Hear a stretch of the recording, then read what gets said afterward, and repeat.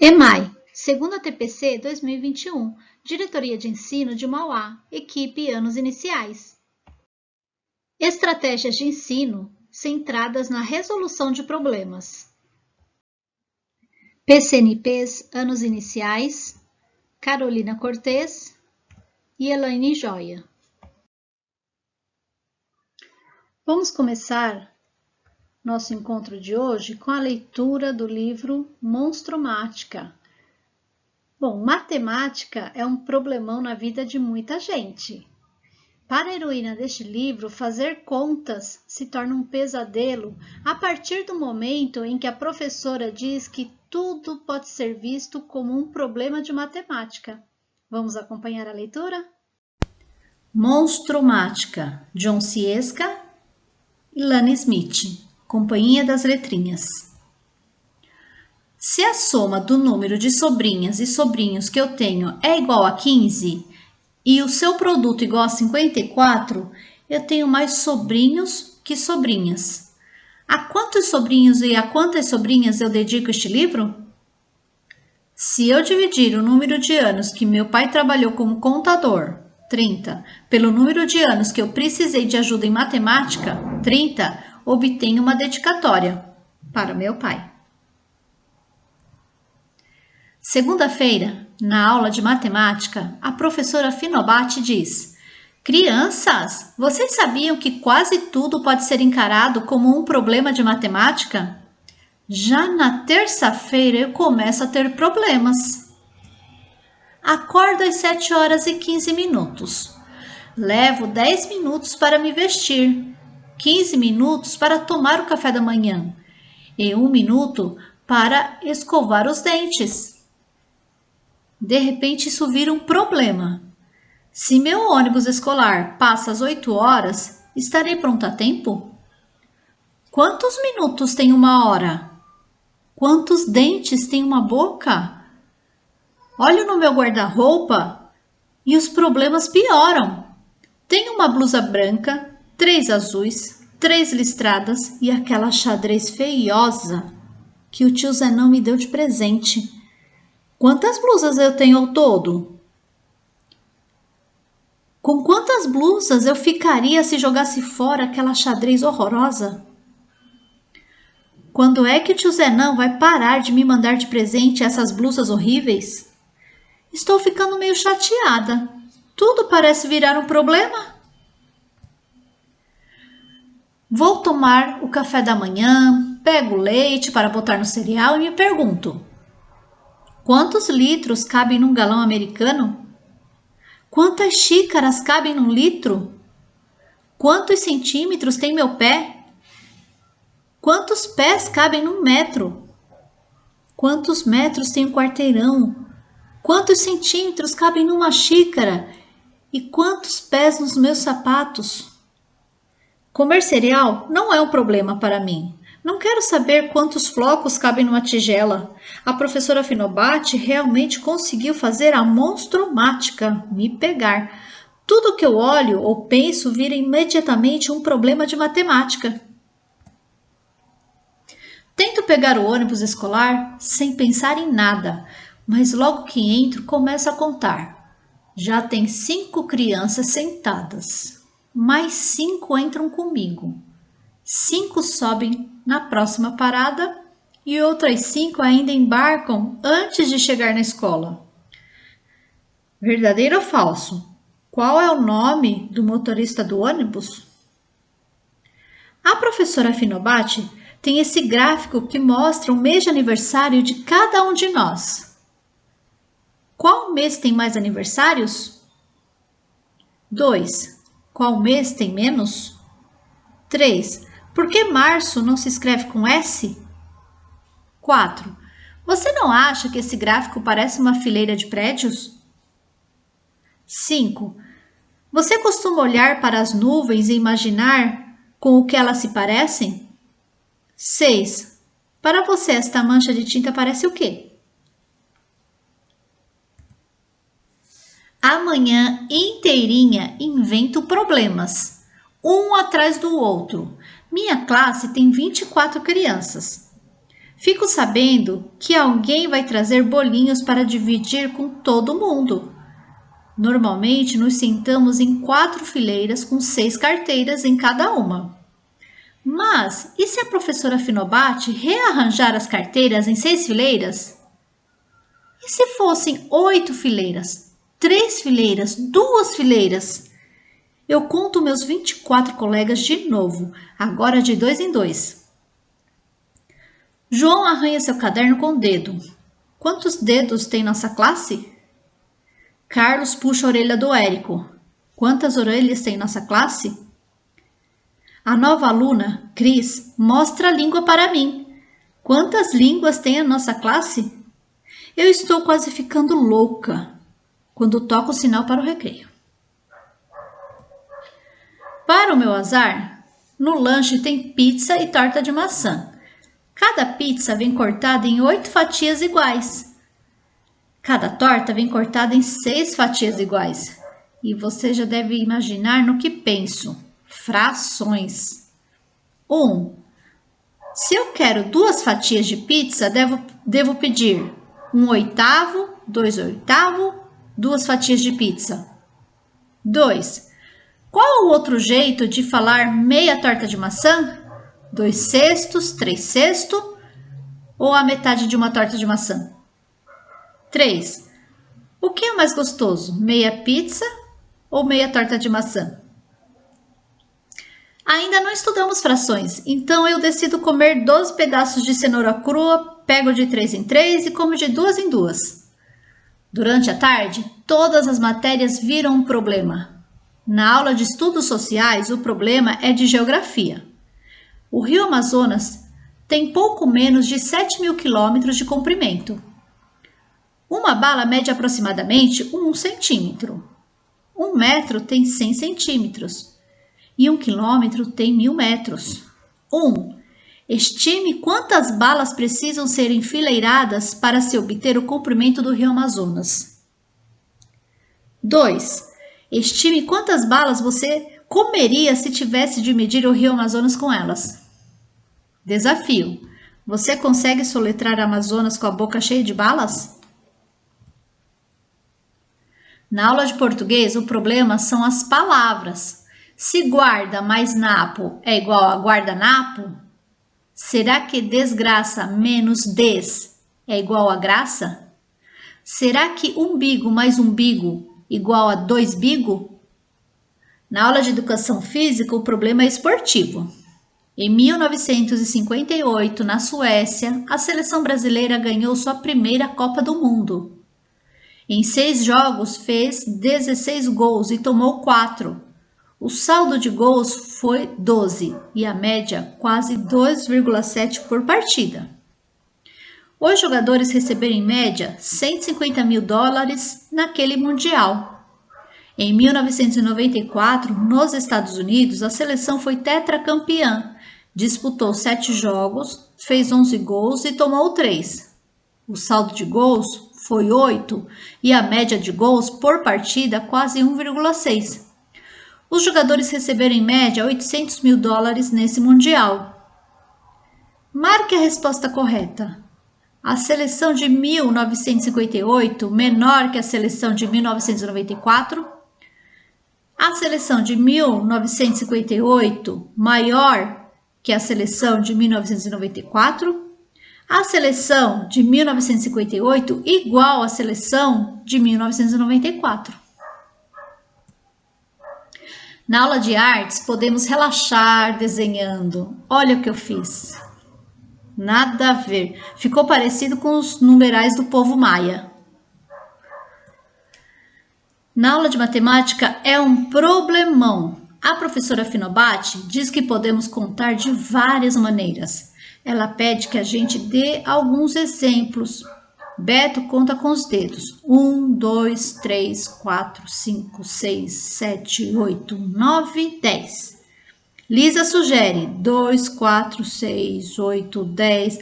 A professora Finobatti diz: eu sempre conto 1, 1, 2, 3, 5, 8, 13. Mas no planeta Tetra, as crianças têm só 2 dedos em cada mão. Eles contam 1, 2, 3, 10. E no planeta Binário, as crianças têm só 1 dedo em cada mão.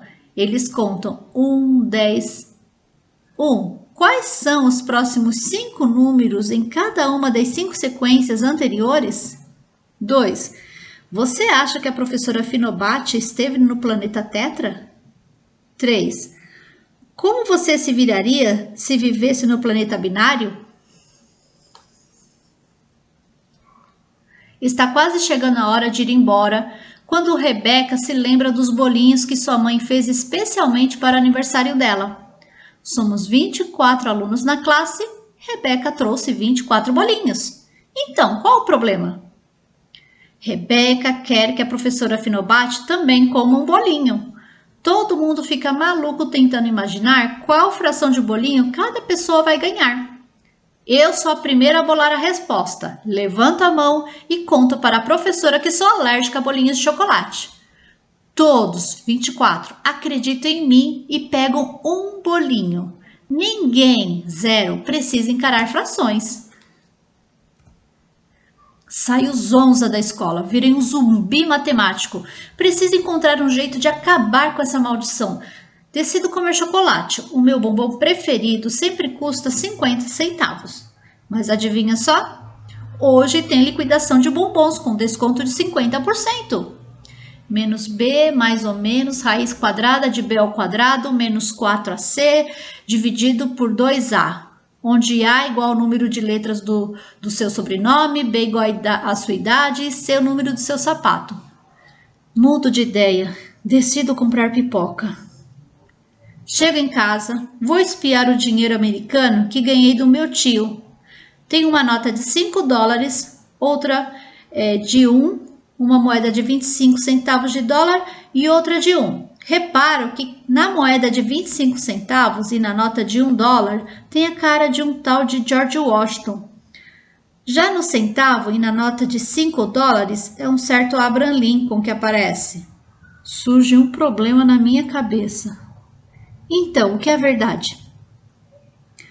A. Um Washington é igual a 25 Lincolns. B. 5 Washingtons são iguais a 1 Lincoln. C. Um Washington é igual a 100 Lincolns. D. Um Lincoln é igual a 20 Washingtons. Explique qual foi o seu raciocínio para resolver o problema. Valendo um ponto. O que a princesa Isabel acharia de tudo isso? Não tenho dúvidas. Me transformei numa matelunática delirante. E se isso durar o ano inteiro? Quantos minutos de euforia matemática daria no total? Qual o seu problema? Minha irmã pergunta. 365 dias vezes 24 horas vezes 60 minutos, eu resmungo. O jantar não traz nenhum alívio. Enquanto passa a sopeira, mamãe fala. O que seu pai diz é mentira. Papai se serve de sopa e diz, o que sua mãe fala é verdade. Penso por um minuto nas afirmações. Se o que mamãe falou é verdade, então o que o papai disse é mentira. Mas, se o que o papai disse é mentira, então o que a mamãe falou não é verdade. E se o que ela disse não é verdade, então o que ele falou não é mentira. Mas isso não pode ser verdade, porque ele disse que o que mamãe falou é verdade e ela falou o que ele disse é mentira. Pode ser verdade tudo isso? Fico pensando, e aí fico pensando ainda mais. Então concluo que é melhor ir para a cama. Desabotou 8 botões, desamarro 2 sapatos, subtrai 2 sapatos, multiplico as meias por 2 e divido os travesseiros por 3 para obter 5 carneirinhos, com o resto 1, que é tudo o que eu preciso contar antes de pegar no sono. Aí é que começam os problemas de verdade. Eu sonho que estou presa em um quarto sem portas nem janelas. As paredes estão completamente cobertas por problemas para toda uma vida. Eu só tenho um giz na mão. Como sair desta?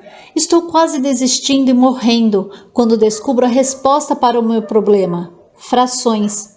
Quebro o giz ao meio e aí junto de novo as duas metades. Uma metade mais uma metade é igual a um inteiro.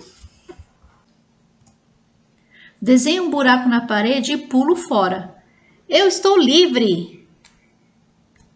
Acordo na quarta-feira, de manhã às 7h15. Levo 10 minutos para me vestir, 15 minutos para tomar o café da manhã e 1 minuto para escovar os dentes. O ônibus escolar passa às 8. A que horas eu estarei pronta? 7h41. Não tem problema. Matei a monstromática. Eu posso resolver qualquer problema e a vida fica uma maravilha. Até que chega a aula de ciências e o professor Newton diz: Crianças, vejam só, vocês podem encarar quase tudo como um experimento científico. Gostaríamos de agradecer à professora coordenadora Janaína, da Escola Valentino Redivo, de Ribeirão Pires, que nos enviou esta foto juntamente com a mensagem. Obrigada a toda a equipe da escola. E quem quiser também nos enviar evidência deste momento, pode nos enviar.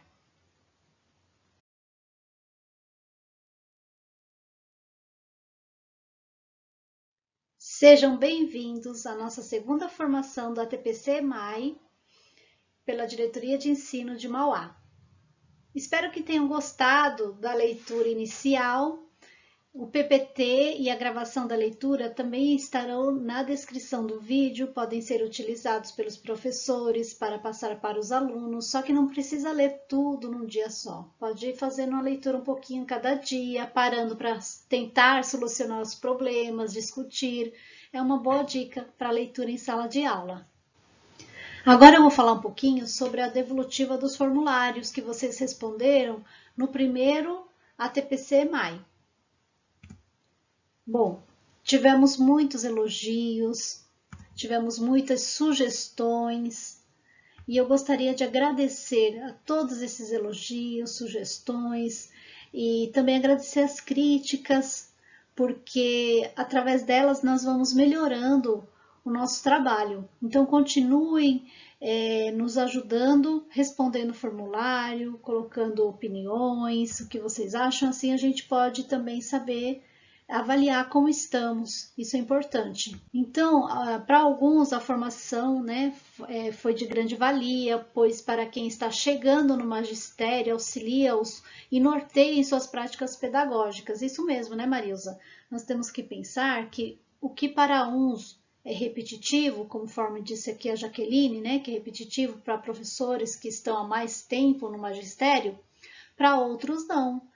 Nós temos muitos professores que participam do EMAI e nós temos que pensar nesse professor que está chegando, que não tiveram essas formações, que não assistiram esses vídeos. Então, tem professor que pede vídeos mais atualizados. Para uns pode ser que o vídeo não esteja atualizado, mas nós temos problemas com questões de direitos autorais. Então, nós não podemos pegar qualquer vídeo e passar ali no YouTube, né? Porque temos que ter uma autorização. E esses vídeos que nós temos autorização são os mais antigos. E são vídeos antigos sim, mas nós não temos que pensar nas datas, mas na concepção. Então são vídeos importantes para tematizar, tá bom? E aqui nós temos também, enquanto uns não gostam dos vídeos, outros gostam de ver vídeos, né? Então alguns gostaram, outros não.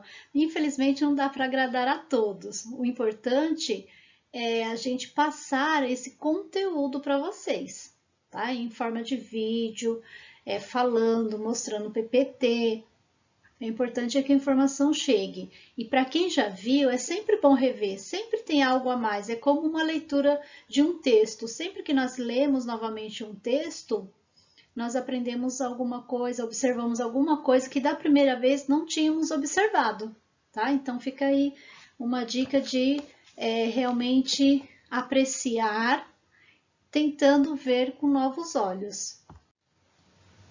Nós tivemos também professores que comentaram de ser gravado, né?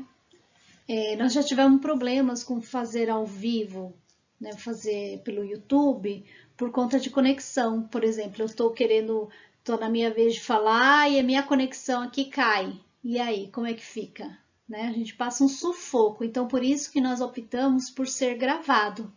Fica até disponível para o professor rever, né? Fica no YouTube, ele pode rever quantas vezes quiser, voltar naquela parte que ele acha que, será que eu entendi direito? Então dá para voltar. Porém, na estreia, o chat é ao vivo, então ali é o nosso momento de interação. Por isso que é importante que quem puder assistir na estreia, nós estaremos ali junto para tirar dúvidas, para fazermos as interações. Tivemos também a fala de procurar apresentar outras experiências que estão sendo desenvolvidas nas escolas.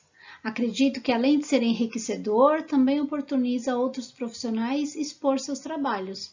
Realmente, Iristeu, por isso que nós pedimos que quem tiver condições de gravar, de enviar para a gente uma experiência de uma aula, a metodologia que utilizou, a forma, né, como foi passado isso para os alunos, é uma forma de termos vídeos mais atualizados, né? Vocês mesmos contribuírem com essa atualização e é uma forma de compartilhar com os outros que às vezes estão tendo essa dificuldade. E essas dicas que vocês mesmos dão são preciosas, né? A modelização. Então, eu peço que vocês, quem puder contribuir com esses vídeos, nos enviar. E se tiver dentro da nossa proposta de formação, com certeza utilizaremos. Hoje nós vamos contemplar o pedido de Fátima Aparecida, que ela pede para trabalhar com situações problemas. E é o nosso tema de hoje. Então, vamos lá para a nossa formação. Hoje veremos uma breve linha do tempo do ensino da matemática no Brasil, até para que possamos nos localizar enquanto professores, entender esse caminho percorrido do ensino da matemática até os dias atuais.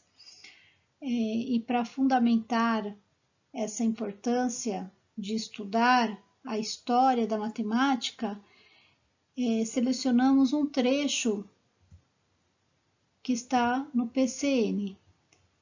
A história da matemática pode oferecer uma importante contribuição ao processo de ensino e aprendizagem dessa área do conhecimento. Ao revelar a matemática como uma criação humana, ao mostrar necessidades e preocupações diferentes de diferentes culturas em diferentes momentos históricos, ao estabelecer comparações entre os conceitos e processos matemáticos do passado e do presente, o professor cria condições para que o aluno desenvolva atitudes e valores mais favoráveis diante desse conhecimento. Além disso, conceitos abordados em conexão com sua história constituem veículos de informação cultural, sociológica e antropológica de grande valor formativo.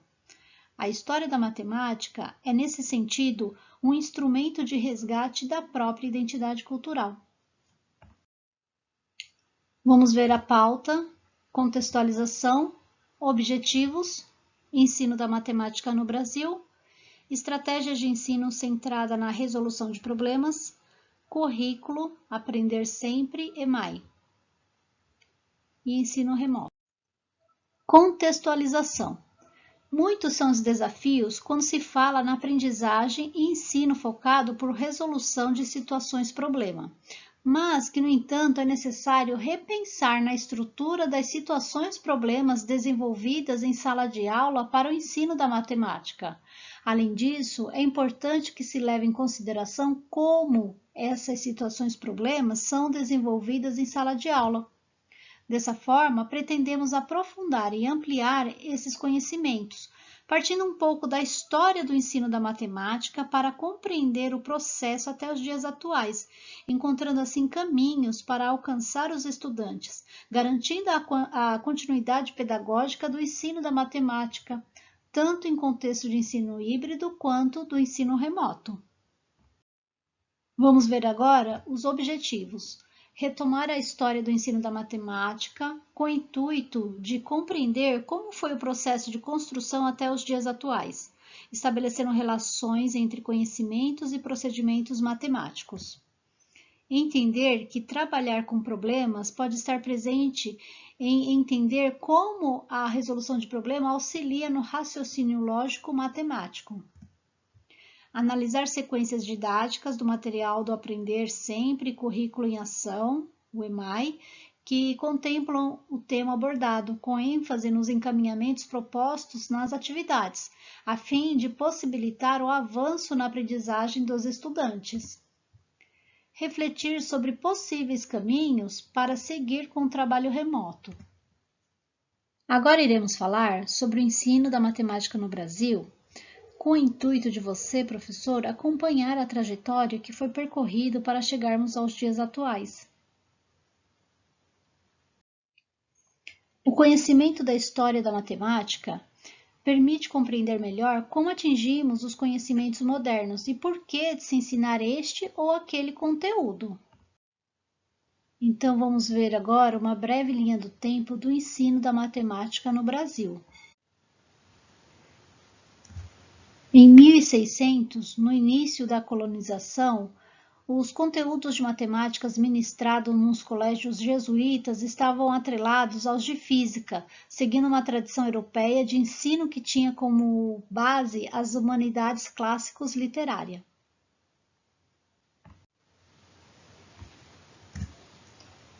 Em 1824, com a estruturação das primeiras escolas primárias, a elaboração do currículo da disciplina dá ênfase a conteúdos matemáticos relacionados principalmente ao sistema de numeração e à aritmética.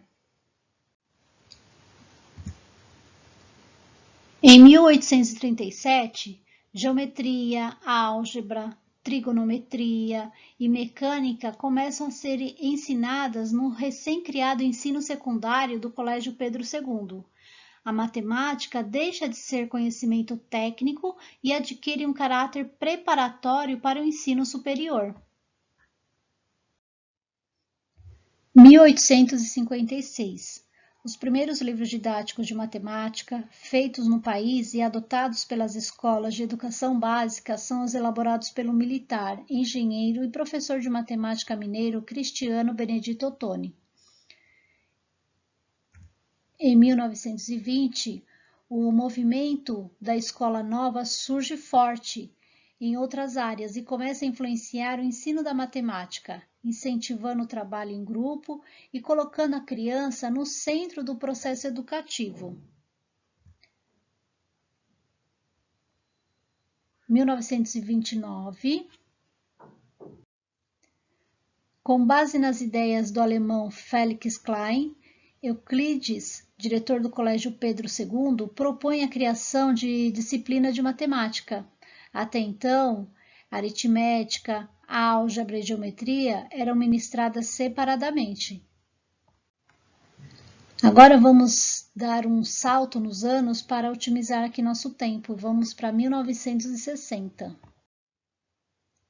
1960, o professor Oswaldo Sangiorgi lidera o movimento da matemática moderna, que defende a disciplina como a principal via para os alunos acessarem o pensamento científico e tecnológico. 1970, a etnomatemática, criada por Ubiratã D'Ambrosio, aparece como um movimento acadêmico e começa a ser usado em sala de aula. A ideia é analisar as práticas matemáticas em diferentes contextos sociais e culturais. 1988, a criação da Sociedade Brasileira de Educação Matemática propicia o contato mais próximo com pesquisas internacionais por meio de participação em seminários e congressos. Em 2000, tivemos maior atenção aos conhecimentos prévios e hipóteses que as crianças formulam, maior atenção à discussão de expectativas de aprendizagem. Hoje já nem falamos em expectativas de aprendizagem, mas em competências e habilidades. Atenção também à retomada e ressignificação dos conteúdos matemáticos. Agora vamos falar um pouco sobre o histórico das metodologias. Houve muitas metodologias no decorrer desses anos. Aqui vamos abordar somente algumas, pois o tempo não daria para falar de todas. Vamos iniciar pela metodologia tradicional. O ensino tradicional dominou a sala de aula durante séculos, até o surgimento das novas maneiras de ensinar. Formada no início do século XX com métodos clássicos que envolvem a repetição de algoritmos. O foco era dominar regras de aritmética, de álgebra e da geometria. Estratégias de ensino de aulas expositivas sobre conceitos e fórmulas, com os alunos copiando e fazendo exercícios para a fixação. Ainda bem que isso ficou lá atrás, né? Vamos dar um salto para 1970 e 1980, que é a didática da matemática com os autores Guy Bressot e Gerard Vernet. O foco era construir conceitos e estratégias para resolver problemas. As estratégias de ensino. Os alunos devem discutir em grupo, justificar escolhas e registrar as hipóteses. As pesquisas francesas deram aporte às investigações que concebem o aluno como um sujeito ativo na produção do conhecimento e considera as formas particulares de aprender e pensar. Essa abordagem tem implicações didáticas, pois coloca o professor como conhecedor do processo de aprendizagem, da natureza dos conteúdos e das intervenções mais adequadas para ensinar. Existem modelos teóricos que explicam essas mudanças. Numa visão mais tradicional, o ensinar matemática baseava-se na apresentação pelo professor de definições, de conceitos e da explicação de procedimentos e técnicas que o aluno deveria reproduzir, fazendo como se mostrava o modelo. A atividade matemática escolar resumia-se em olhar para as coisas prontas e definitivas. Era considerado bom professor aquele que conseguia transmitir com clareza uma série de tópicos, sem grandes preocupações com justificativa sobre o porquê se fazia desta ou daquela maneira. Era considerado bom aluno aquele que conseguia memorizar as diferentes etapas de uma técnica. Uma imagem que representa esse modelo é essa que nós apresentamos aqui. Um aluno atrás do outro, tudo enfileirado. É uma representação desse tipo de modelo tradicional. Ensinar matemática hoje significa apresentar boas situações de aprendizagem para que os estudantes, orientados, desafiados pelo professor, construam seus conhecimentos de forma que compreendam o significado de conceitos e procedimentos matemáticos. O significado da matemática para o estudante resulta das relações que ele estabelece entre ela e o seu cotidiano, entre ela e as outras áreas do conhecimento e entre os diferentes temas matemáticos, como números, operações, geometria, medidas, noções de estatística. O ensino da matemática deve preocupar-se não apenas com a memorização de técnicas e regras, mas com o desenvolvimento de capacidades de observar, relacionar, comunicar, argumentar e com estímulo permanente a diferentes formas de raciocínio. Em resumo, o ensino-aprendizagem da matemática tem como ponto de partida a resolução de problemas. Nesse processo, a comunicação tem grande importância e deve ser estimulada, levando o aluno a falar e a escrever sobre matemática, a trabalhar com representações gráficas, desenhos, construções, a aprender como organizar e tratar dados. Uma representação desse modelo que trouxemos está nessa imagem, onde os estudantes estão agrupados, que é uma das formas deles se relacionarem, de trocarem experiências. Você já deve ter reparado que desde o ano passado estamos trocando a palavra aluno por estudante, tanto nas formações quanto nos documentos que enviamos para vocês. Mas por que será que isso está acontecendo? Bom, desde o ano passado, nas formações da IFAP, estão mudando esses conceitos, pois aluno traz a ideia de passividade, depósito de conhecimento, aluno significa sem luz. Estudante traz a ideia de autonomia, protagonista, ele estuda e constrói o seu conhecimento. E vocês? O que vocês acham desses termos? Comenta rapidinho lá no chat. Bom, eu vou encerrando aqui a minha fala e vou passar a palavra para a PCNP Elaine Joia.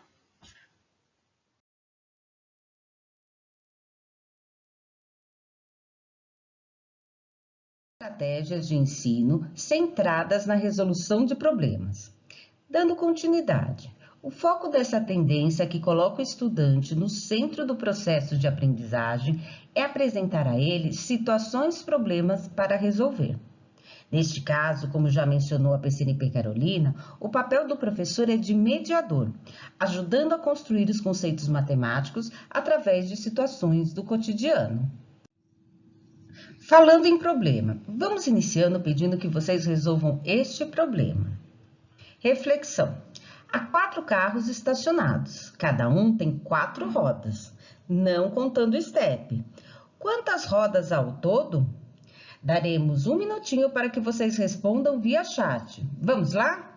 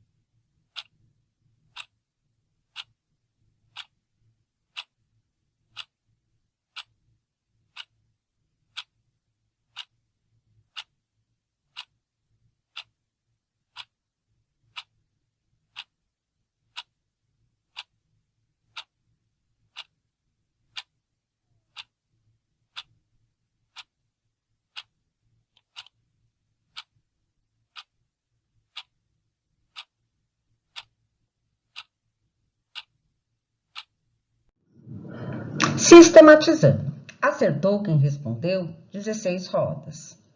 O problema, porém, foi simples, ele não foi desafiador e também não houve esforço produtivo, porque esforço produtivo é empenho pessoal.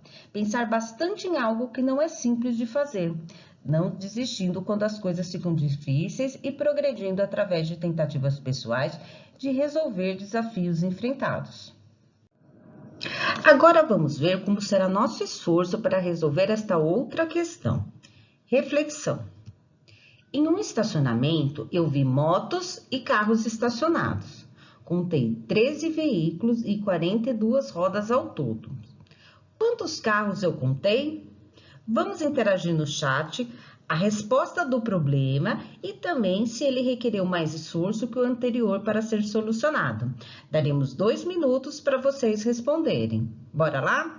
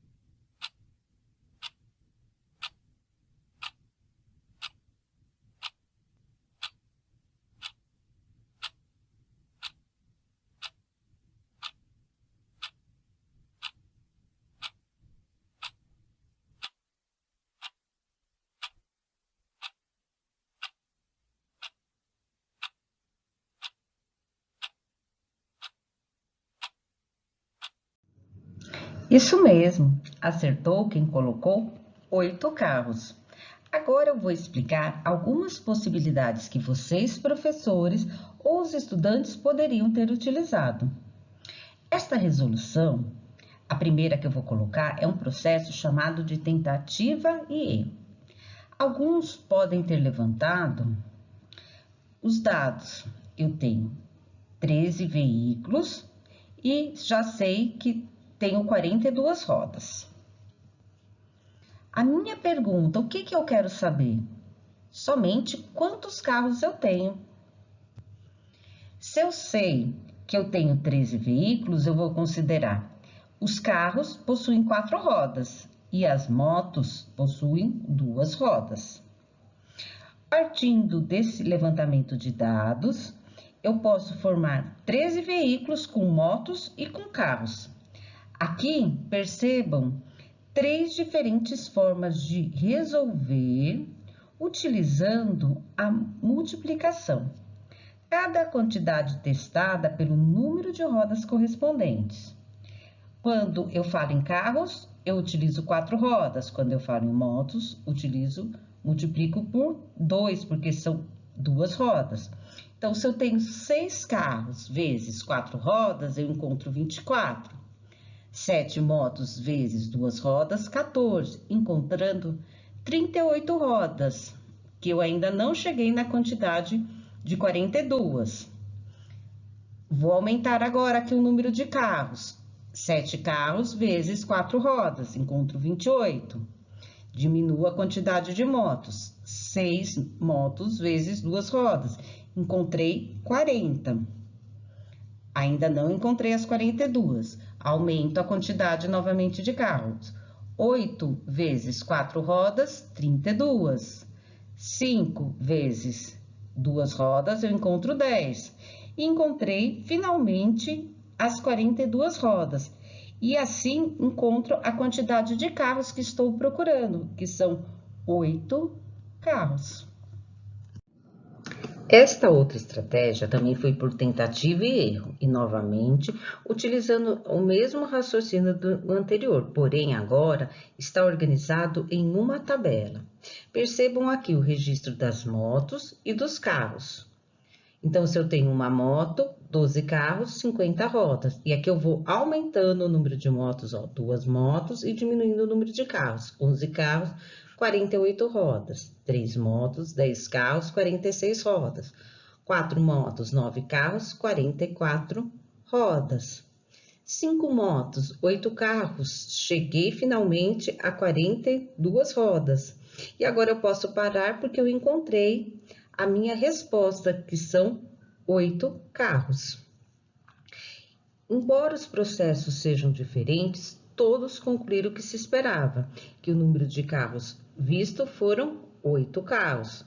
Nestes 2 casos, eles foram resolvidos pelo campo multiplicativo e utilizaram a ideia de proporcionalidade. Outra forma de resolver, que não foi contemplada, seria se eles escrevessem uma explicação para a resolução, o que traria uma expressão verbal. Mas isso muitas vezes só vai ocorrer se propiciarmos esse espaço, que também é muito importante e também deve ser considerado. Da mesma forma, há estudantes que optaram por usar objetos para representar, por exemplo, as soluções desta questão. Nessa trouxemos algumas possibilidades que foram resolvidas utilizando estratégias pessoais, através de resoluções visuais, que são observadas com os desenhos, sendo que nessa, aparentemente, o pressuposto foi que haviam 13 carros. Perceba aqui, ó, 1, 2, 3, 4, 5, 6, 7, 8, 9, 10, 11, 12, 13. E foram colocadas 4 rodas para os carros e 2 para as motos, até conseguir 42 rodas e chegando a 8 carros. Já nesta última aqui, aparentemente o estudante desenhou todas as rodas separadas, ó, de 2 em 2, de 4 em 4, e novamente ele colocou os quadrinhos para representar 13 veículos e depois ele foi colocando as rodas. Aí ficou simples contar os carros e motos em separados, chegando a 8 carros. Infelizmente, muitas vezes queremos trabalhar com a técnica operatória convencional e não damos a oportunidade para as crianças criarem procedimentos pessoais que poderiam contribuir com suas aprendizagens. Volto a frisar, as crianças devem sim ser incentivadas a criar formas de registros que sejam significativas para elas, como as que podem ser observadas e encontradas em algumas dessas produções que foram apresentadas aqui. Vamos sistematizar agora a nossa segunda pergunta. Se não me engano, vocês tiveram que se esforçar um pouco mais para solucionar essa situação-problema, não é mesmo? Porque houve um esforço produtivo que se relaciona com a capacidade de persistir, de desafiar e de empreender esforços pessoais para superar e resolver situações-problemas. O esforço produtivo é uma ação cognitiva do estudante que depende muito de suas ações, professor, e do tipo de atividade proposta em aula.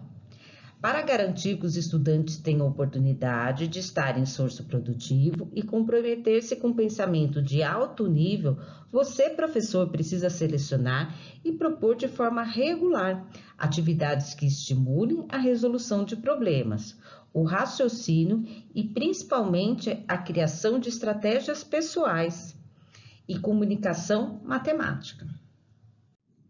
Agora vamos assistir, na nossa situação de aprendizagem, um vídeo de matemática e demais do campo aditivo da segunda série, que seria nosso terceiro ano, da nova escola, com a Priscila Monteiro, que é mestre em Educação Matemática e atualmente ela é coordenadora de pós-graduação em Didática da Matemática no Instituto Vera Cruz, em São Paulo. Vamos lá?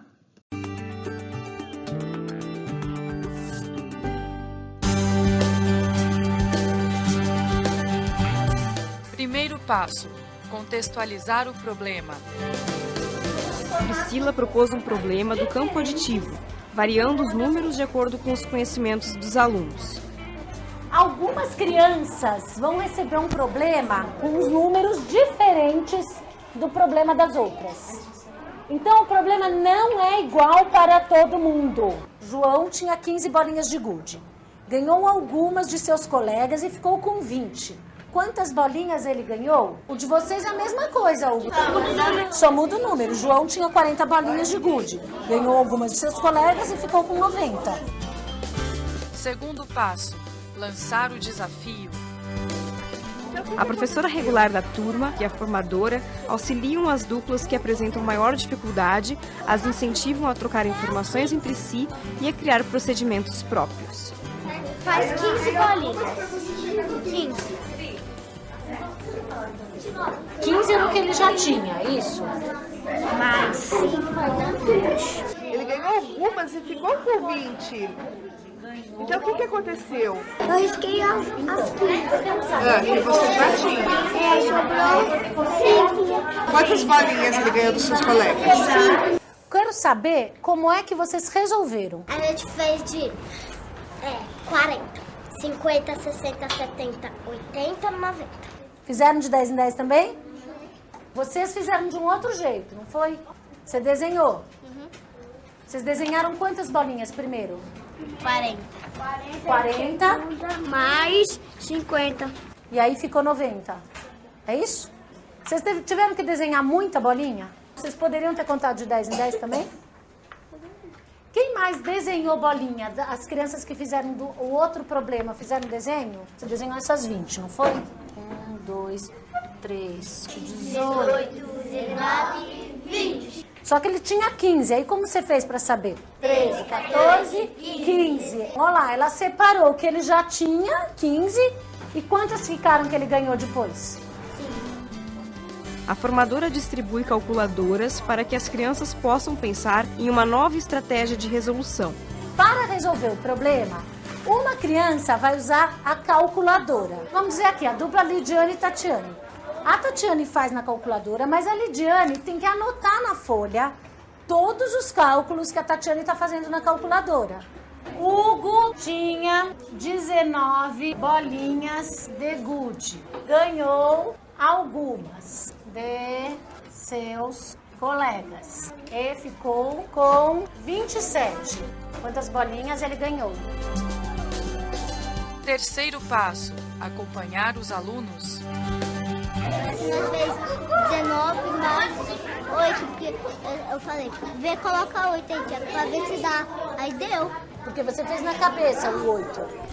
Mas aí o 8 não apareceu no visor da calculadora. Eu quero que o 8 apareça no visor da calculadora. Como que você fez o 8 aparecer aí? Eu coloquei 19 mais 20. Por que você fez menos 11? Posso mudar? O Hugo tinha 69 bolinhas. Ele ganhou algumas dos seus colegas e ficou com 87.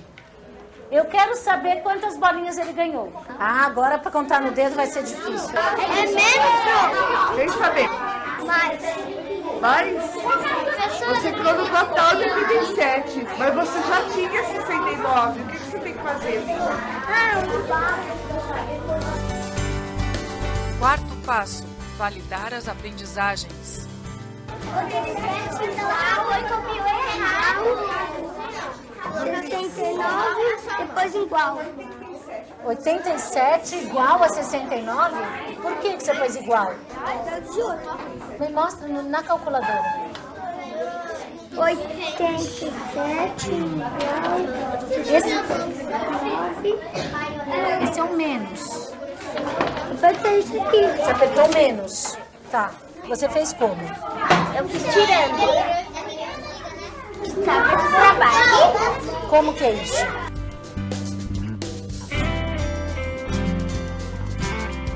Eu propus um problema do campo aditivo que envolve uma transformação. Nesse problema, eu mudo o lugar da incógnita, o lugar da pergunta. A gente sabia quantas ele tinha, não sabe quantas ele ganhou e sabe com quantas ele ficou.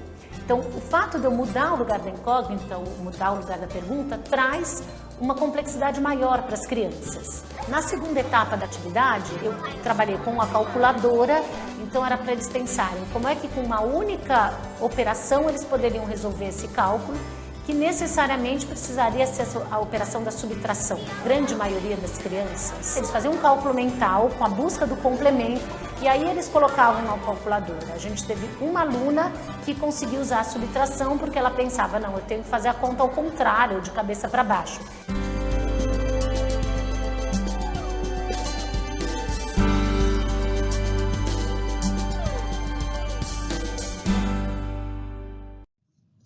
Vamos refletir um pouco sobre o vídeo?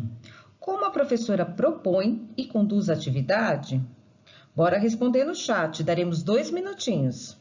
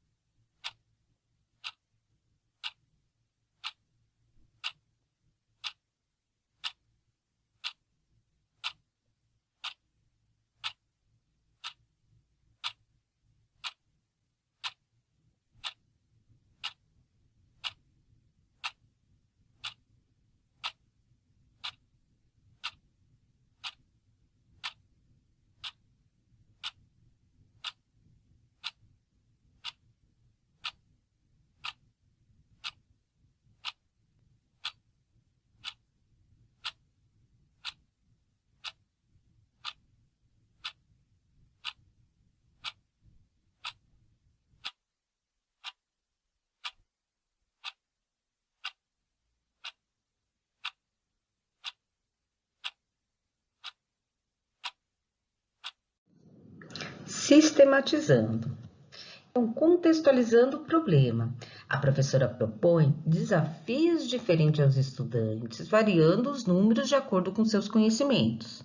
Como pudemos observar, embora essas situações façam parte do campo aditivo, elas apresentam níveis diferentes de complexidade, de acordo com o conhecimento de cada grupo de crianças. Era um problema de transformação, porém a professora muda o lugar da incógnita para trazer um desafio. Lançando o desafio, ela realiza a leitura e questiona os estudantes tentando entender o pensamento deles e, num segundo momento, utiliza a calculadora como instrumento. É importante abrirmos espaço nas aulas de matemática para que as crianças se expressem verbalmente. Esse procedimento auxilia muito o pensamento da criança e o entendimento dos textos de problemas matemáticos. Outra estratégia utilizada foi a calculadora, estimulando as crianças a pensar em outras formas de resolver o problema, não utilizando somente a adição. Alguns perceberam que era possível resolver utilizando a operação inversa, que é a subtração. Acompanhando os estudantes, ela auxilia as duplas com maior dificuldade, incentiva a troca de informações entre os pares e estimula a criarem procedimentos próprios. Este acompanhamento precisa ser constante, seja nas aulas presenciais ou no ensino remoto, como nós veremos daqui a pouco em outro vídeo de boas práticas. E por último, validando as aprendizagens, através da socialização das estratégias. Na hora da validação das estratégias, a professora tem a oportunidade de validar ou não o pensamento da criança. E se for o caso, ela vai realizar boas intervenções para que a mesma reflita sobre o seu erro e possa possibilitar novas estratégias. E falando em situações problemas, e para gerar esforço produtivo, é importante que a atividade tenha pelo menos algumas das seguintes características.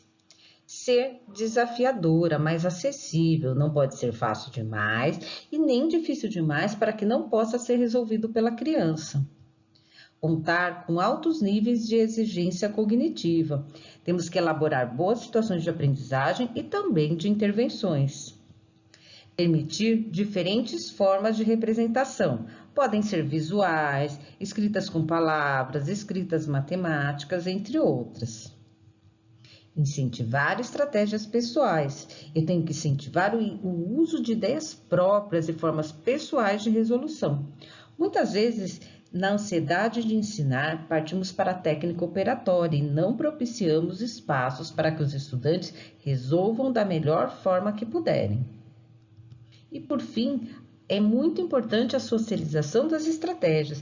Eu tenho que fomentar a análise de diferentes pontos de vista, com foco no desenvolvimento da argumentação, tanto oral quanto escrita, do conhecimento e da utilização da linguagem matemática e na possibilidade de errar e analisar os próprios erros. Além disso, a atividade precisa incentivar o acesso aos conhecimentos matemáticos, por meio da possibilidade de acessar a matemática através de abordar os problemas de diferentes formas, o que inclui a utilização de estratégias variadas para a resolução e a possibilidade de representação, do envolvimento também do levantamento dos conhecimentos prévios dos estudantes e das relações desses conhecimentos com o que estão aprendendo ou que fazem parte do seu cotidiano. As atividades cujos foco está em reproduzir algo ou memorizar fatos, regras, fórmula e definições previamente aprendidas ou estabelecidas, eles não geram esforço produtivo e, portanto, não permitem aprendizagens significativas e altas habilidades matemáticas nos estudantes. Então, como incentivar diferentes representações? Então, peça sempre que os estudantes representem como resolver o problema e tentem fazer de mais de um modo, como vimos no vídeo da nova escola, quando a Priscila Monteiro entrega a calculadora e propõe que eles resolvam de outra forma. Para incentivá-los, também vale fazer algumas perguntas. É possível fazer um desenho? Eu posso escrever uma explicação? Eu posso usar algum material? Eu posso utilizar um esquema? Combine com os estudantes também que alguns deles serão convidados a expor sua representação no quadro para que sejam discutidos com os demais.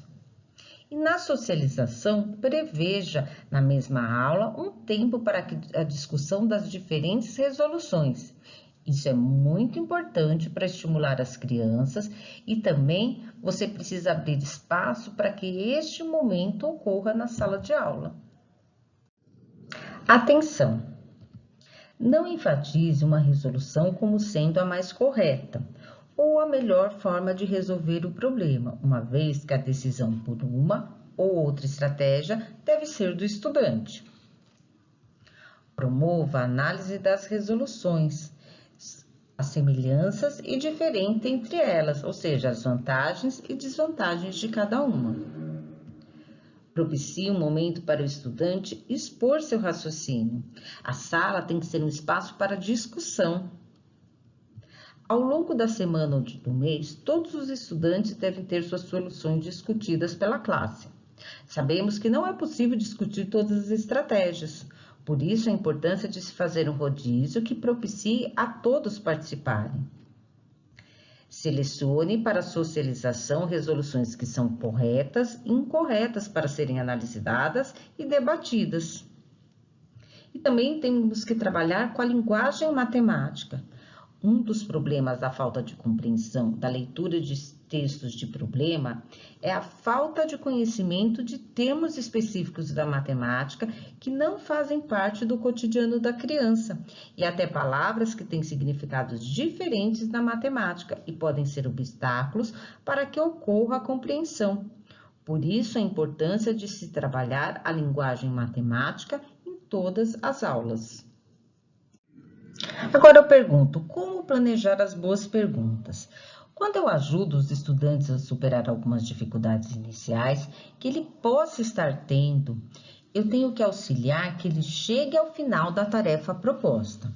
Por exemplo, se utilizarmos o exemplo da situação dos carros no anterior, que tal você perguntar para o aluno, que tal separar no seu desenho os carros das motos? Isso vai te ajudar a resolver o problema? O professor deve ter claro o objetivo da pergunta, que é reunir informações. Cuidado com perguntas vagas do tipo, presta atenção? Ou você está esquecendo nada? Com a boa pergunta, os estudantes lembram fatos, definições ou procedimentos. Então, o objetivo da pergunta é sondar o pensamento. Eles vão explicar, desenvolver e esclarecer seu pensamento, incluindo a articulação de passos nos métodos de solução ou na finalização de uma tarefa. Por exemplo, explique por que você fez esse desenho. Em qual parte da resolução você está? O que essa operação significa? O objetivo é tornar a matemática visível. Os estudantes eles têm que discutir estruturas matemáticas, estabelecer conexões entre as ideias e as relações matemáticas. Por exemplo, explique como você usou o número de rodas nesta tabela.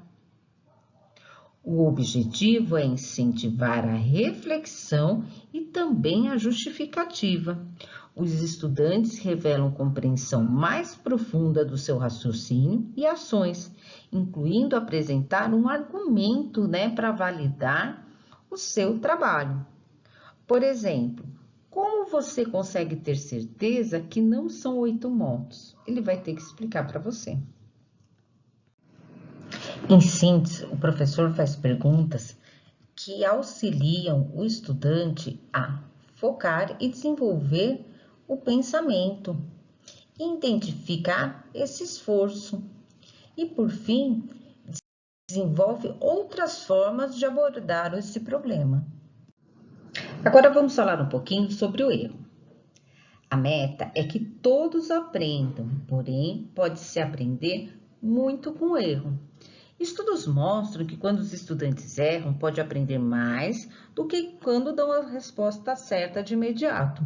Por isso, devemos mudar o olhar sobre o erro. Quando o estudante erra, não dizer apaga e copia a resposta certa, mas sim questionar porque tem respostas diferentes. O erro ele é natural quando a atividade é desafiadora. O ambiente favorece ao estudante se sentir confortável a discutir o erro. Temos que aprender matemática envolve também as tentativas, levantamento de suposições, a realização de muitas ações de pensamento e o uso das linguagens. Por esse motivo, é comum que as pessoas errem suas tentativas de aprender e os estudantes precisam saber disso. O erro envolve todo um processo de pensamento, uma forma de raciocinar que ele precisa ser discutido dentro da sala de aula. Trazemos aqui uma citação de Kátia Stocco, que é diretora do Grupo Matena de Formação e Pesquisa. Ela é ex-secretária de Educação Básica no Ministério da Educação do MEC. Ela participou do Movimento pela Base Nacional Comum Curricular e também do Conselho Nacional de Educação, que ela nos diz: os erros deveriam ser motivo de análise permanente e reflexão por parte de professores e alunos. Ela nos faz refletir se vamos ou não manter a matemática como a ciência do acerto e do erro. Essa é uma opção profissional individual, mas que pode fazer a diferença na qualidade da matemática ensinada na escola, além de formar pessoas mais confiantes em sua capacidade de aprender matemática pensando. No planejamento, eu tenho um mapa da prática, que é o processo de pensar as ações da sala de aula de modo amplo e abrangente. É um meio para facilitar e viabilizar a organização do trabalho e os atendimentos às necessidades dos estudantes. É uma atitude crítica do educador diante de seu trabalho docente. Planejar é assumir e vivenciar a prática social docente como um processo de reflexão permanente que deve ocorrer com nós que somos educadores.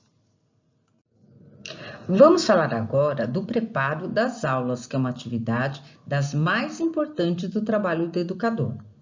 Cada aula é encontro único e preparar a aula implica a você, professor, ter claro quem é o estudante, qual é o objetivo central desta aula, como atender às necessidades e possibilidades de cada um, como iniciar, conduzir e fechar a atividade desenvolvida, tendo clareza de que os estudantes aprenderam o que era esperado na aula.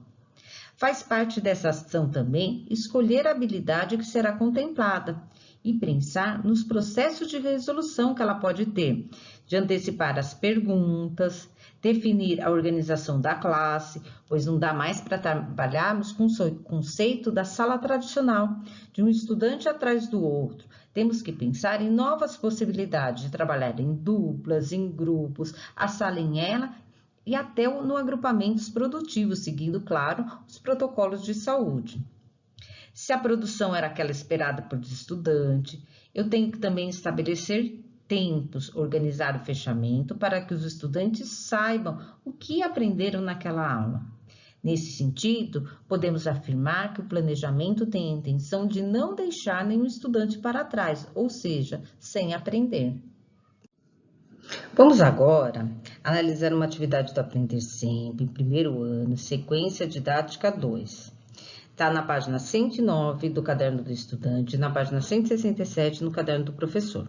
No Caderno do Professor sempre traz qual habilidade será trabalhada e dicas de como desenvolver e as possíveis intervenções. No caso dessa atividade, selecionamos em habilidade, aqui tem o código alfanumérico, EF, Ensino Fundamental, 01, que indica que é primeiro ano, MA, Matemática, 03, que é a habilidade 3. É de estimar e comparar a quantidade de objetos de dois conjuntos, no mínimo 20 elementos, por estimativa e ou por correspondência, de 1 a 1, de 2 a 2, e para indicar quem tem mais, quem tem menos ou quem tem a mesma quantidade. Então, aqui tem a atividade, tem o objetivo das crianças estimarem e compararem a quantidade de objetos de duas coleções, No material do professor, vocês vão ter a orientação de iniciar a conversa com o grupo, retomando a importância da interação entre os participantes das duplas e entre todos os colegas. O valor do respeito, ao ouvir as hipóteses e as estratégias dos outros, inclusive da argumentação sobre os procedimentos utilizados. Realizar a leitura compartilhada do texto introdutório e do enunciado e pedir que resolvam a atividade. Então, temos aqui, as árvores do parque. O que vamos aprender? Nesta aula, vamos contar elementos de 2 coleções de árvores e registrar os resultados obtidos. No parque há muitas árvores. Eles pararam para observar os pássaros que haviam pousado em algumas delas. Primeiro, José Roberto olhou para as 2 coleções de árvores e fez algumas perguntas a Clóvis. Responda você também. Letra A. Em qual delas há mais árvores? Incentivar as crianças a analisarem a ilustração para dizer qual coleção tem mais elementos, apenas pela percepção visual. Em seguida, solicite que responda o item B. Quantas árvores há mais? Este é sempre difícil para as crianças realizarem esta comparação, pois muitas vezes essa palavra a mais induz a criança a somar e não a comparar. Observe se elas realizam a contagem dos elementos das 2 coleções, se elas estão analisando a quantidade, contando a primeira, a segunda e comparando os números, se elas estão tendo uma correspondência na parte visual, assim, concluindo uma delas tem mais ou tem menos. Se elas realizarem essa correspondência, questionar como podemos determinar quantas árvores há mais de uma coleção para outra. Socialize os resultados e a escrita de cada número obtido. Ao final da aula, retomar o que foi aprendido com as atividades e perguntar às crianças se houve algum aprendizado com as atividades propostas. E é sempre bom pedirem exemplos.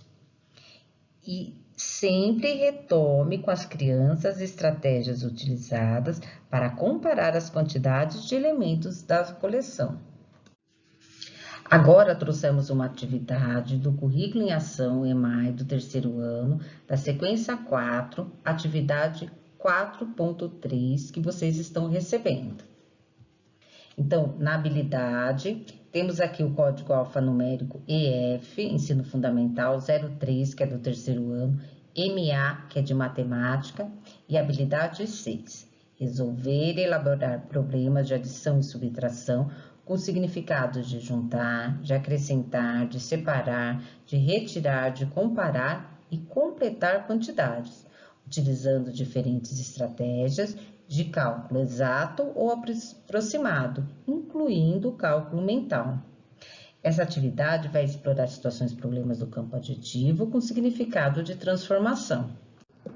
Na conversa inicial, é indicado ao professor iniciar comentando que há diferentes formas para resolver o problema e que é possível utilizar estratégias diferentes para encontrar o mesmo resultado, como já falamos na formação da importância de mostrar para os estudantes que eu posso resolver o problema de diversas formas. Podemos colocar uma situação-problema na lousa como exemplo. Se for no ensino remoto, utilizar o compartilhamento de tela para que resolvam estimular o debate e argumentar sobre estratégias. Acrescentamos aqui outras perguntas que podem ser realizadas. Se tem alguma palavra nova ou desconhecida, que é muito importante trabalhar com a linguagem matemática, do que trata o problema, qual é a pergunta. O professor pode propor questões que auxiliem os estudantes nessa compreensão de leitura. Cuidado para não enfatizar palavras-chave, nem qualquer recurso que impeça de buscar as soluções por si mesmos. Temos aqui, 4 amigas colecionam figurinhas de um álbum de animais. Na letra A, Luísa tinha 24 figurinhas e ganhou 32 de Luana. Quantas figurinhas ela tem agora? Na letra C, Cecília tinha algumas figurinhas, comprou 25 e ficou com 56. Quantas figurinhas ela tinha inicialmente? Essas situações são de transformação positiva, cujo estado inicial é menor que o estado final. Na letra B, Marta tinha 54 figurinhas, mas perdeu 22 no jogo de bafo.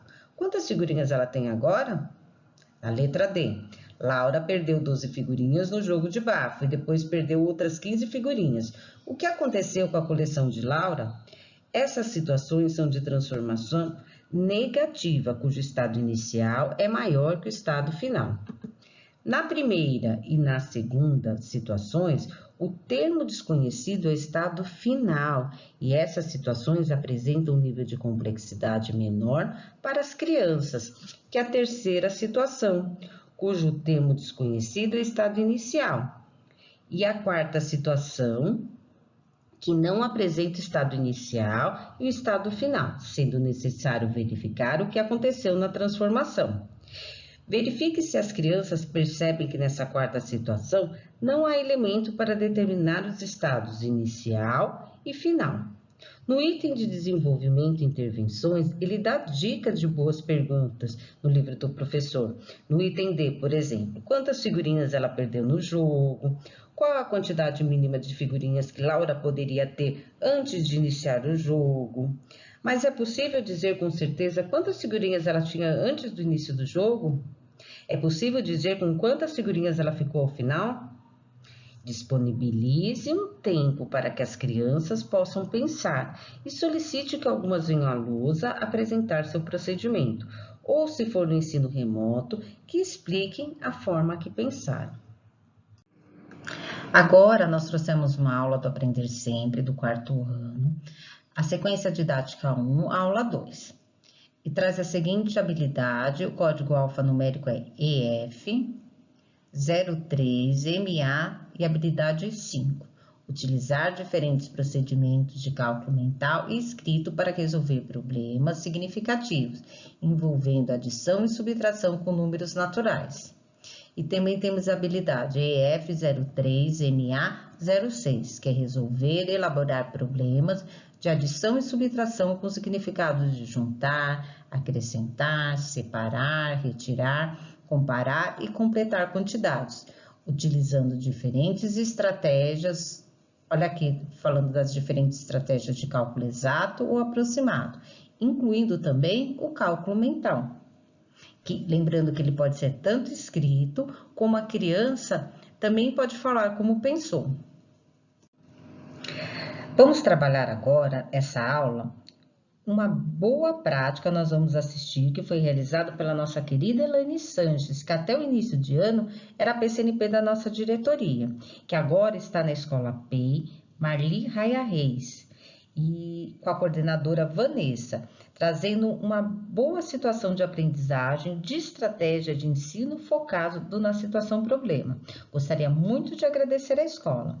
Vamos assistir?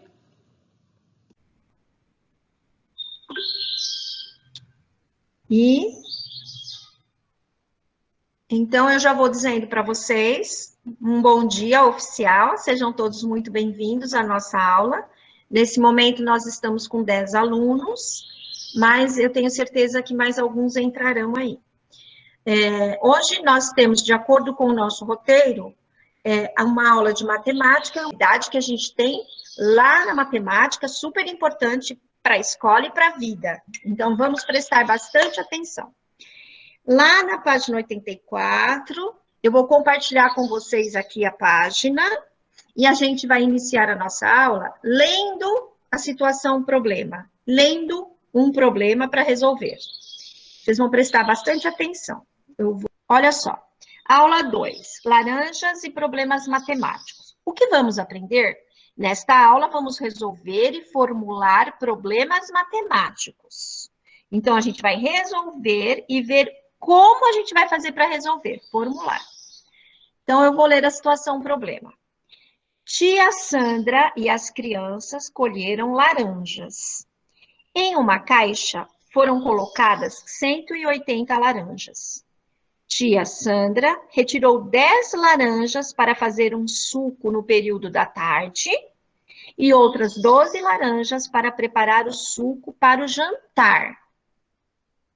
Então, aqui está a situação, o problema aqui, ó, que a Pro tá grifando, tá vendo?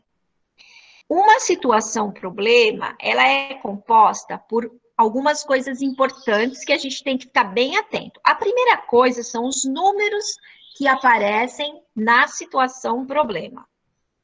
Então, quais números nós temos aqui? Nós temos o número 180, a gente tem o número 10 e a gente tem o número 12. Nós temos 3 números. E agora, a gente tem uma coisa para pensar. Será que para resolver essa situação problema, eu vou precisar usar esses 3 números? Quem consegue responder para a Pro? Se acha que a gente vai precisar usar esses 3 números que a Pro vai marcar aqui. 180, 12 e 10. Quem acha que a gente vai precisar usar os 3? A Helena. Helena.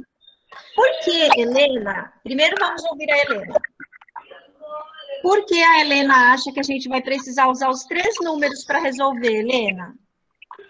Porque assim, nós temos aqui as dezenas, as dezenas 10 e 12. E temos a 180.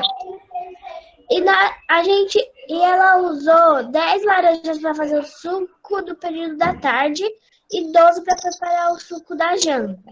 Certo. Ou seja, ela tirou o total de laranjas, que é 10 mais 12, e ela colheu 180 laranjas e usou 10 e 12 laranjas. Certo. E soma 10 mais 12, que dá 22, então ela tirou 22 laranjas. Helena, 10 pra... agora, e 10... deixa eu te fazer uma pergunta. A Helena disse assim que vai usar os 3 números, porque ela vai precisar juntar o 10 e o 12. Helena, mas por que você precisa juntar o 10 e o 12? Qual parte está dizendo para você que você tem que juntar? É porque na pergunta A está dizendo quantas laranjas foram utilizadas para a preparação dos sucos. Ou seja, a gente tem que pegar as laranjas que foram usadas e juntar as duas quantidades para saber o tanto que deu. Certo. Olha só o que foi interessante. Fechem o microfone um pouquinho. O que a Helena nos trouxe. O que ela disse? Ela já deu aqui uma justificativa porque vai precisar usar o 10 e o 12 no primeiro momento. Porque ela disse que na pergunta A, quantas laranjas foram utilizadas na preparação dos sucos? Então, como é que a gente descobre se a gente vai precisar usar todos os números ou não? A Helena já respondeu. Quem vai dar essa resposta para a gente são as perguntas do problema. Porque ela precisou olhar a pergunta A para saber que eu vou precisar usar o 10 e o 12. Porque, ó, presta atenção. A tia Sandra e as crianças foram lá e colheram as laranjas, lá naquele sítio que está falando lá na história do Aprender Sempre. Numa caixa, elas colocaram 180 laranjas. A tia Sandra retirou 10 para fazer um suco à tarde e mais 12 para fazer um suco para o jantar. E a pergunta é assim, quantas laranjas foram utilizadas na preparação dos sucos? Dos sucos. O que é que eu entendo? Que sucos são esses? Para quem sabe, fala para a Pro. Quais são esses sucos aqui que eles estão querendo se referir? O suco do almoço e da janta. Isso mesmo, perfeita resposta. O suco que eles fizeram à tarde e no jantar. Então, o que a Helena nos trouxe, que a gente vai precisar juntar as 10 do suco da tarde com as 12 do suco do jantar, vai nos trazer as laranjas utilizadas para a preparação dos sucos. Muito perfeito. E aí, agora eu pergunto, então, a gente já tem a primeira parte do problema. Agora eu pergunto, quem pode responder para a Pro, como que eu posso fazer para juntar o 10 mais o 12? Eu posso usar um cálculo mental ou eu posso usar outra estratégia? Quem sabe me dizer? Oi. Eu sei no cálculo mental. O quê? Eu tô usando minha cabeça. 10 mais 10 é igual a 20.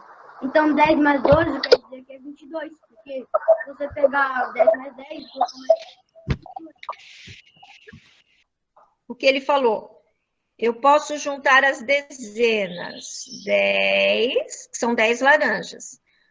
Mas, aqui eu tenho 12 laranjas. O Rafael falou, eu primeiro junto as dezenas. Aqui é 10. E aqui eu tenho mais 10, ó. Porque 12, se eu for decompor o 2, o que é o 12? É o 10 mais 2. Então, eu posso pegar aqui 10, que está aqui, que é uma dezena, mais 10 que está juntinho aqui. Foi o que ele me falou. Eu tenho 20. Só que não é só 20. Por quê? Eu ainda preciso acrescentar esse 2 aqui, ó. Então, é 20 mais 2. 22 laranjas foram utilizadas para a preparação dos sucos. É isso, pessoal? sim. Quem pensou diferente? Alguém pensou diferente do Rafael? Eu. Quem é eu? Fala o nome. A Helena, professora. Helena, como você pensou? Vamos ver o jeito da Helena, pessoal. Bom, eu peguei e fiz a conta, em vez de ser 10 mais 10 mais 2, que dá 10 mais 10 mais 2, que dá 22, eu já fui e peguei os números certos, que são o 10 mais 12, que dá igual a 22. Mas você fez na memória ou você fez aqui, ó, a conta armada? Eu fiz na cabeça. Bom, pode ser que tenha alguém que tenha usado essa estratégia aqui que a Pro tá mexendo, ó, 10 mais 12, e procedeu assim. 0 mais 2 é 2. 1 mais 1 também é 2. E o resultado é o mesmo, 22 aqui, 22 aqui. Alguém pensou diferente ainda disso? Desses dois jeitos? Quer dizer, na verdade, a gente tem 3 jeitos aqui. A gente tem o cálculo mental feito com lápis e papel. A gente tem o cálculo mental feito sem nada disso, só com a cabeça, que foi a Helena, e acho que o Davi. E a gente ainda tem esse cálculo aqui, que é a conta armada. Então, são 3 formas. Alguém tem outra forma de fazer isso, diferente ou não? Prof, fiz na cabeça mesmo. Na cabeça. Então, meus amores, perfeito. Só que a situação, o problema não acaba aí. A gente ainda tem mais uma pergunta para responder, que é a letra B. Davi, lê para Pro. Qual é a pergunta da letra B? Quantas laranjas restaram na caixa? Perfeito, essa é a segunda pergunta. Quantas laranjas restaram na caixa? Eu sei que na caixa tinham quantas laranjas? Sobrou 158, Pro. 158? Sim. E laranjas. Vamos colocar aqui 158, mas eu quero saber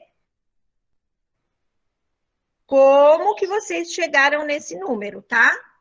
Quem falou 158 primeiro? Fala o nome. Eu, Pro. Felipe. Fala o seu nome. Felipe. Felipe, conta para a Pro como você chegou nesse número aqui. Eu fui fazendo de menos. Eu fiz a conta de mais com 10, o 12 até o 22.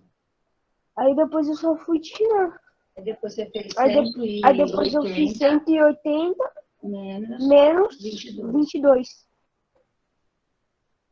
Mas você fez a conta armada, assim, ó, igual a Pro vai fazer aqui. Mostra pra ela. Aqui. Mostra o livro pra ela. Vamos ver se a Pro consegue ver aqui o seu livro. Vamos lá, pera lá. Baixa o celular. Deixa eu ver, Davi. Peraí. É Felipe. Felipe, desculpa. Assim a gente não tá Compartilhar a conseguindo. tela agora. Tá sem foco. Tá. Fala pra gente como foi que você fez. Eu vou tentando escrever aqui no meu quadro. Você colocou o número 180 e fez o quê? Primeiro, tipo, eu fui tipo, separando. E pegando as contas, porque deu o resultado. Fez o 180. Eu fiz o 180. Explica aí, eu não consigo. Aí você somou o quê? O que é isso aqui? Somei o 10. O 10 e as 12 que é o quê? 12 dá 22. 22 o quê? Laranja 22 que ela laranja. usou pro suco. Certo. Aí você fez 180 menos Menos 22. na continha armada. Ah, Que isso sobrou- que a Pro quer saber. Assim, ó, na continha armada? Isso, Oi? isso. Ah, perfeito. E aqui Você fica pega valendo 10 e aqui fica valendo 7. 10 tira 2, quanto dá? 8. Cara, meu, Nossa, 8. o número da Pro tá feio, mas dá para entender. 7 tira 2 dá quanto? 5. 1 tira nada dá 158. Ele fez assim. Alguém chegou no mesmo resultado, mas pensou diferente? Professora, Oi.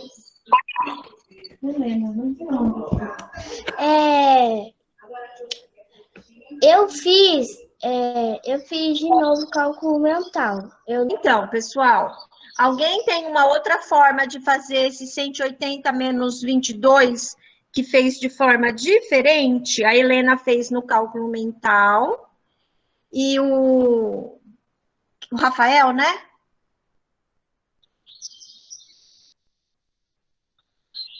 Fez a conta armada.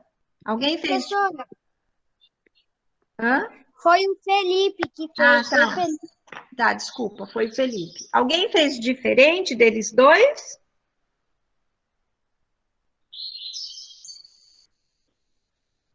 Não, né? Tá ótimo, então. Então, é isso mesmo. A resposta aqui é 22 e aqui é 158, tá certinho, tá? Agora, a Pro deixou lá no Classroom, vou mostrar para vocês. Ó, essa atividade aqui de hoje, 23/2. Vocês vão ler com atenção a situação problema abaixo e resolver do jeito que achar melhor. Pode usar desenhos ou contas. Cálculo mental, mas tem que explicar para a Pro como que pensou. Tira uma foto da resolução e manda para a Pro aqui no Classroom. Não se esqueçam de todas as etapas que nós fizemos agora. Qual foi a primeira coisa que a gente fez? Foi ler a situação problema. Depois que nós lemos, nós destacamos o quê? Quem lembra o que a gente destacou primeiro? O que é que a gente destacou primeiro? Que a Pro fez um círculo em volta. Hein? Foi os números 180, 10 e 12. Números. Isso mesmo, Helena. Os números que estão dentro da situação problema. Depois que você circular os números, você vai procurar perceber se você vai usar todos os números ou não. E isso vai depender do quê? da pergunta. Lembra que a Helena falou? Eu só vou saber se eu vou usar aquele número se eu ler a pergunta. Aqui a Pro acabou de achar um erro, ó. No dia 20 de fevereiro de 2000 falta o número 1 aqui. Depois a Pro vai consertar. Então, vocês vão fazer essa atividade hoje à tarde para mim e postar. Eu preciso dessa atividade com a estratégia que vocês utilizaram, tá bom? Então, esta foi a nossa aula de matemática. Agora é hora de vocês refletirem. Como a professora propõe e conduz a atividade? Daremos 2 minutinhos para vocês responderem via chat. Vamos lá?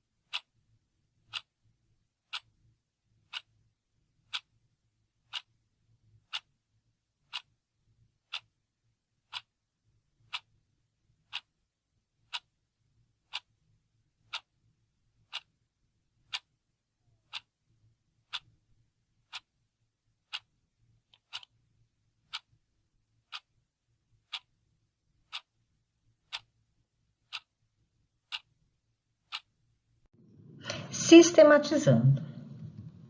Então, primeiro a professora contextualiza o problema. Ela compartilha a tela e realiza a leitura da situação problema. No ensino remoto, nas aulas síncronas, é possível compartilhar a tela e a leitura do professor, que é um leitor mais experiente, pode auxiliar neste momento. A maior dificuldade relatada por vocês, professores, é que as crianças leem a situação problema e já perguntam se é de mais, se é de menos, o que eles fazem com os números. Esse tipo de texto ele é específico de matemática e sabemos que vocês trabalham a leitura colaborativa de gêneros textuais literários. Mas esses gêneros de textos matemáticos precisam ser trabalhados na escola para que os estudantes tenham proficiência com ele. Lançando o desafio, quando ela circula os números do problema e questiona se terão que utilizar todos. Neste momento, a professora utilizou uma estratégia, porque na maioria das vezes, quando as crianças não dominam as 4 operações e têm dificuldade na interpretação, elas tendem a ver 3 números e já pensam que é de adição, pois é a única operação que conseguimos utilizar 3 números. Pois se pensarmos na subtração, na multiplicação e na divisão, só precisamos de 2 números e elas acabam somando. Essa estratégia foi para que pensem de outra forma, que além dos números é necessário olhar para a pergunta. Tivemos o acompanhamento dos estudantes quando ela solicita que se expressem seus pensamentos e realizem intervenções com boas perguntas. Percebam que o tempo todo a professora vai estimulando as crianças a se expressarem e aproveita a oportunidade para realizar boas perguntas que fazem com que eles reflitam. Muitas vezes o estudante, como percebemos no vídeo, eles têm dificuldade de explicar como pensam, que é difícil mesmo, mas se o professor estiver fazendo este movimento, a criança vai acabar se habituando e encontrando estratégias para explicar melhor o que estão pensando e de forma até mais rápida. E por fim, validando as estratégias através da socialização. Em uma perspectiva baseada na resolução de problemas, como ponto de partida da atividade matemática, outro procedimento é essa socialização de estratégia e também a validação pelo professor, seja no ensino presencial ou no remoto. A socialização resulta em oportunidades das crianças possam comparar as que são utilizadas por outras crianças, de analisar semelhanças de diferenças existentes e que possam escolher a que é melhor para ela. A melhor estratégia para eu resolver um problema pode ser uma para mim e outra para você, professor. O mesmo acontece com as crianças. Não podemos eleger a melhor. Como diz a Célia Carolino, a socialização de estratégias ajuda a criança a perceber as diferentes formas de encontrar a solução e permite que elas façam as escolhas dos procedimentos que são mais práticos e econômicos. Finalizando, reforçamos a importância de primeiro escolher as habilidades que irão trabalhar, pensando na metodologia ativa que irão utilizar, que muitas vezes já está posta no material. Vou dar até um spoiler. No próximo EMAI falaremos um pouco sobre metodologias ativas. É muito importante o estudo prévio do material do currículo para que vocês possam preparar com antecedência tudo o que irão precisar, inclusive prever intervenções com boas perguntas, pensar nos agrupamentos produtivos, claro, pensando sempre nos protocolos de saúde se for no ensino híbrido. Se for no ensino remoto, eu posso utilizar até agrupamentos de salas virtuais. E, por fim, deve ocorrer a avaliação no decorrer do processo, que também iremos trabalhar no próximo EMAI. Agora deixamos a dica deste livro. Ler, escrever e resolver problemas. Habilidades básicas para aprender matemática. É da Kátia Stocco Smolli e Maria Inês Diniz. Ele é um livro para estudo que contribui para a discussão sobre o lugar e o significado das competências e das habilidades na escola fundamental, invocando as habilidades principalmente de ler, de escrever e de resolver problemas em matemática. Aqui deixamos todas as referências bibliográficas que foram utilizadas para esta formação. Gostaria muito de agradecer a participação de vocês. Não se esqueçam de preencher o formulário de presença que está abaixo da descrição do vídeo. Também deixaremos uma videoaula da Monstro Matemática para que possam utilizar com seus estudantes. Esperamos que essa formação contribua com a prática de vocês. Até a próxima! Equipe dos anos iniciais, Diretoria de Ensino de Mauá.